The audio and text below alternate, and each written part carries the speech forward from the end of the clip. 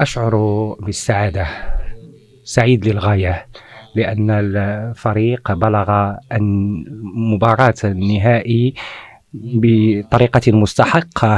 المباراة كانت معقدة وصعبة، شهدت فترتين أو مرحلتين. أولى تفوقت فيها غانا، ومرحلة ثانية تفوق فيها المغرب، حيث وجدنا الثغرات وبدأنا في ربح النزالات والتقدم نحو الأمام، ولم تستطع غانا تجاوز وسط الميدان. كان من المفروض أن نربح المباراة قبل الشوطين الإضافيين والضربات الترجيحية، ولكن المغرب نال التأهل عن جدارة واستحقاق، والأمر السلبي الوحيد هو تعرض تغناوت للإصابة، وسننتظر نتائج الفحص والاختبارات لنرى ما تعرضت له، ونتمنى لها الشفاء العاجل. الشوط الأول الإيقاع الذي فرضته غانا كان إيقاعا صعب مهمتنا، ولم نتمكن من الحصول على الكثير من الكرات.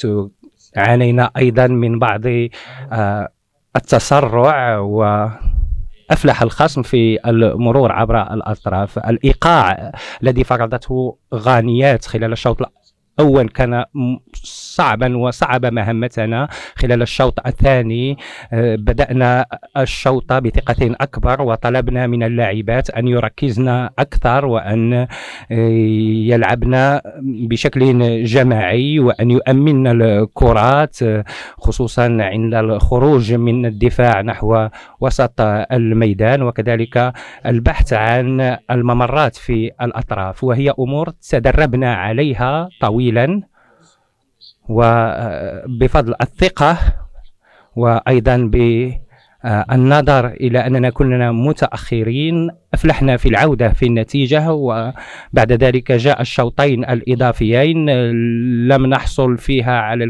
فيهما على الكثير من الفرص، على الرغم من أننا قمنا بتغييرات. اللاعبات التي قمنا بإشراكهن لم يرتكبن أخطاء، وثم جاءت الضربات الترجيحية التي تدربنا عليها أياما كثيرة.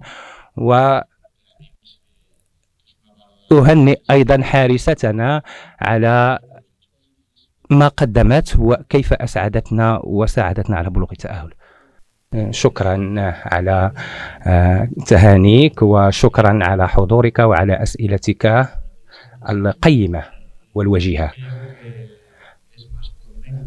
أعتقد أن الفوز كان مستحق، وما تأتى لنا بفضل ما قدمناه. الغانيات قويات بدنيا لأسباب جينية، هن متفوقات بدنيا علينا، ولكن خلال الشوط الثاني وبفضل الانضباط التكتيكي وبفضل الشجاعة والمسؤولية التي تتحلى بها اللاعبات المغربيات تمكنا من اللعب بشكل جماعي، وكنا متحدات وتمكنا من تحقيق الانتصار.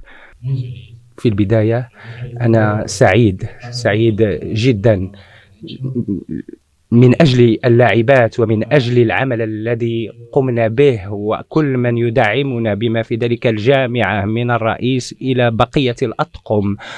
لقد عملنا كثيرا لنصل إلى موقعة النهائي، وأنا أعبر عن امتناني لكل من ساعدنا. أنا مدرب وكما تعلمون المدرب بمجرد أن تنتهي المباراة نبدأ في التفكير في المباريات القادمة. بدأت أفكر في مباراة النهائي ضد نيجيريا واللاعبات الملتاحات وكيف سنواجههن. أما بخصوص تجاربي الماضية، كل الطاقم الفني يمتلك خبرة واسعة، ونحاول تلقين اللاعبات كل ما تعلمناه حتى نحسن الفريق. يعمل معي طاقم كبير، الجامعة توفر لنا كل الوسائل والموارد. دون عمل ودون موارد ودون عمل جماعي منسق لا يمكن الوصول إلى موقعة النهائي.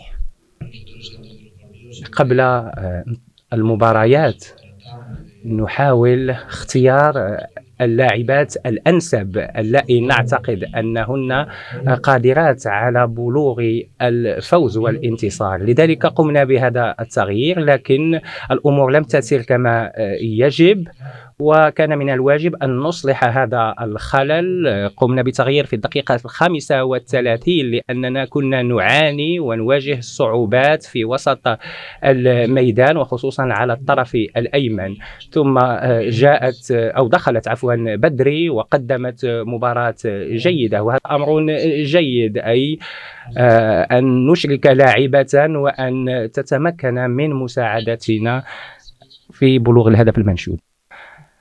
الحكمة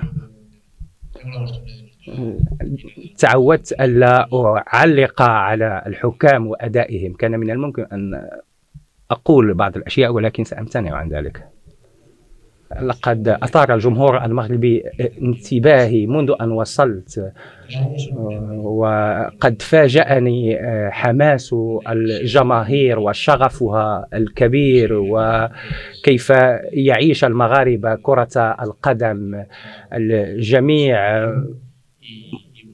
منخرط ومهتم بأمر المنتخب، وهو ما نحس به ليس فقط على رقعة التباري ولكن حتى عندما نخرج للتجول في الشوارع والأزقة. الناس يحبون المنتخب ويحبون المغرب، وهذا أمر عشته ورأيته بأم عين.